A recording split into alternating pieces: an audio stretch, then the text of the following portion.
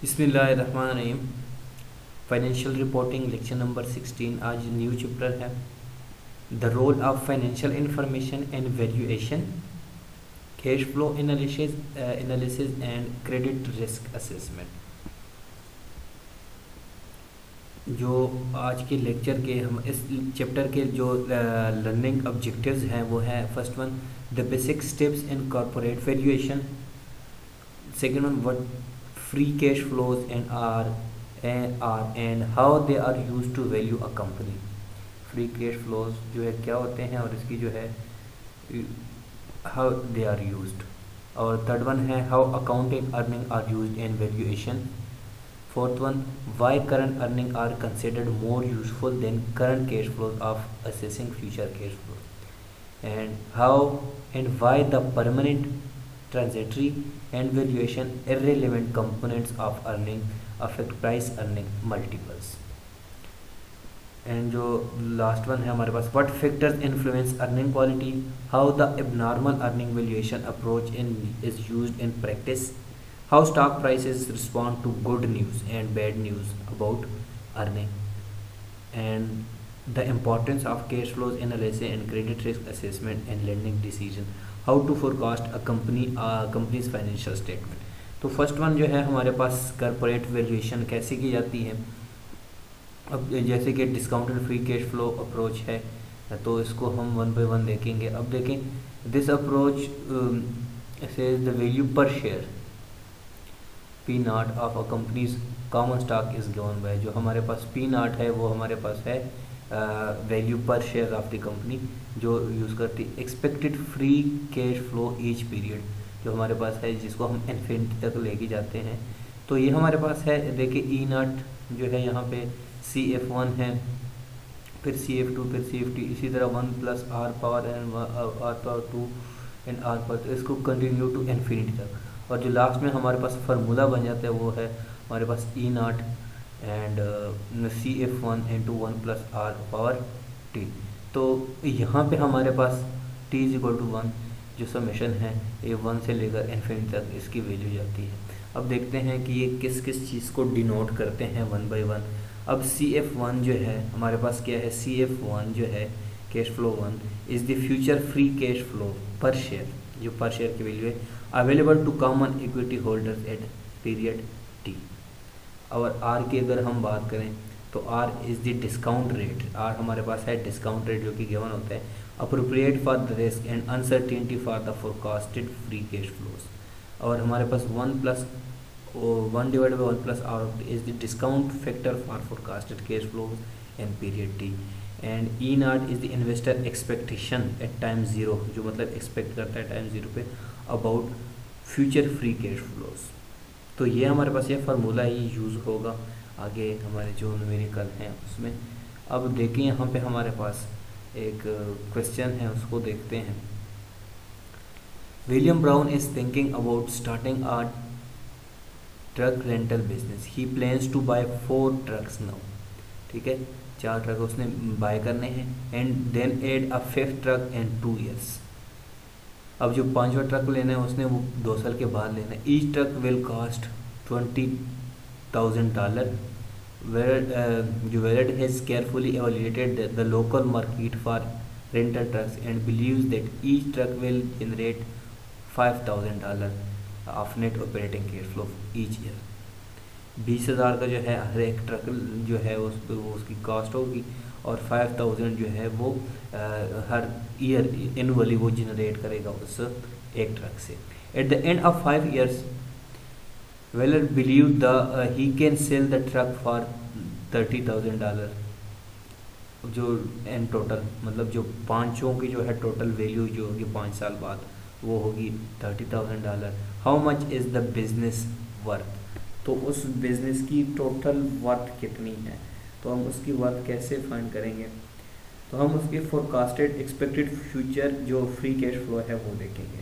अब देखें हमारे पास जो वैल्यू आ रही है net cash flow from operations 20,000, 20,000, 25,000, 25,000 और 25,000, ये जो हमारे पास वैल्यू है आ रही है।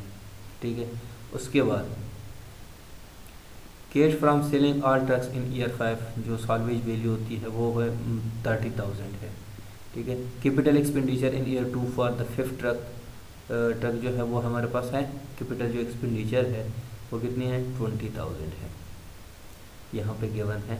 और फ्यूचर फ्री कैश फ्लो हमारे पास अगर आए ईयर 1 में 20,000, ईयर 2 में नहीं है हमारे पास, ईयर 3 में जो है 25,000, ईयर 4 में 25,000 और ईयर 5 में हमारे पास जो कैश फ्लो है वो हमारे पास 55,000 है, क्योंकि यहाँ पे जो हमारे पास वैल्यू से हिसाब से है। अब step 2, determine the cash flow risk discount risk, वो जो है वो यहाँ पे देखिए 10% गिवन है। ठीक है। Determine the discounted present value of future free cash flow, present value हम फाइंड करेंगे उस फार्मूला लगा के। Present value of future free cash flow जो है इसके जो है वैल्यू अगर 10 के हिसाब से देखेंगे, प्रेजेंट वैल्यू फैक्टर जो है लगाएंगे 1 और 1 प्लस 0.10 पावर टी, इस पे लगाएं 0. ये इस पे अगर लगाएं तो ये वैल्यू आ रही है। इसी तरह जो प्रेजेंट वैल्यू की जो है वैल्यू फैक्टर की अगर हम वैल्यू निकालें ये आ रही है हमारे पास। उसके present value of each future जो है कैश फ्लो हमारे पास ये आ जाती है, ये वैल्यू आ जाएगी। उसके बाद value of business opportunity, sum of all present value, जो प्रेजेंट वैल्यू इन सबको हम सम करेंगे। ठीक है। $88,191 हमारे पास वैल्यू आ जाएगी। वैल्यू पर शेयर, जो पर शेयर के वैल्यू है जो हमारे पास यहाँ पे एस्टिमेटेड है वो 80, बट इसको जो है डिवाइडेड बाय 1000 करेंगे। ठीक है। हमारे पास 1000 अगर शेयर है तो टोटल हमारे पास पर शेयर की वैल्यू जो है 88.19 वैल्यू आ जाएगी इसकी। अब जो नेक्स्ट वन है हमारे पास goodwill impairment and DFC valuation, discounted cash flow valuation कैसे करेंगे। यहाँ पे हमारे पास एक जो और क्वेश्चन है, इम्पेयरमेंट ऑफ गुडविल जो है हमारे पास, goodwill and other intangible asset require management to make judgement about the fair value of its reporting unit. Accounting measures the fair value on the basis of discounted expected cash flows. The determinations of expected future cash flow involves judgment. The corner judgment was based upon historical experience in the telecommunication business. तो ये जो है यहाँ पे हमारे पास जो main चीज़ है यहाँ पे, अब 2005 में देखें, यहाँ से हम देखते हैं। अब यहाँ पे देखें हमारे पास जो 2005 जो है with overall market terminal value of the business assume a growth in perpetuity of 3% हमारे पास गिवन है। This cash flow used to value intangible asset which determine the implied value of reporting unit goodwill.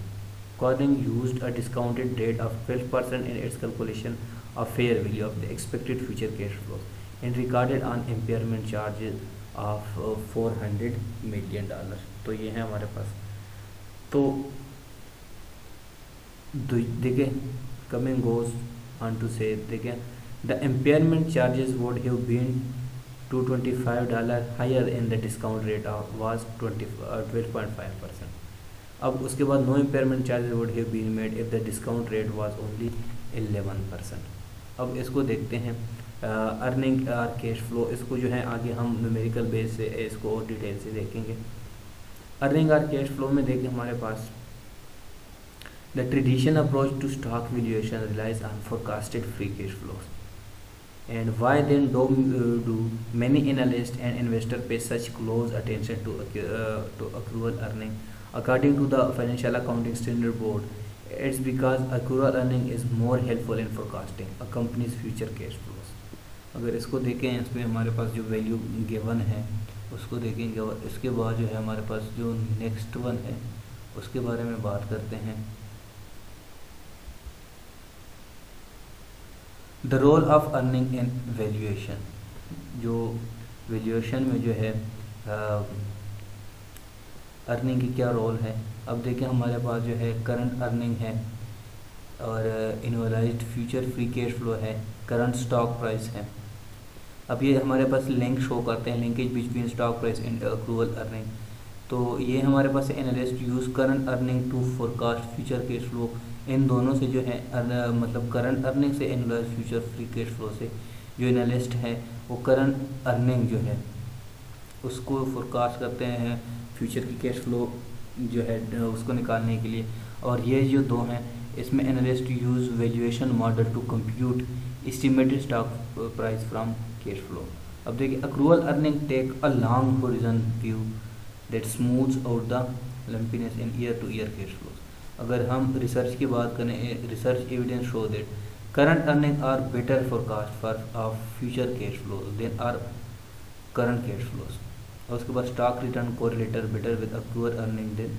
अब इस ये जो ऐसे यहाँ पे कंसेप्ट है कि जिसको हम न्यूमेरिकल से देख के ही फिर उसके बाद इसको सही अच्छी तरह एक्सप्लेन कर सकते हैं। अब देखते हैं न्यूमेरिकल में यहाँ पे हमारे पास the role of earning and valuation zero growth example है, हम पहले हैं।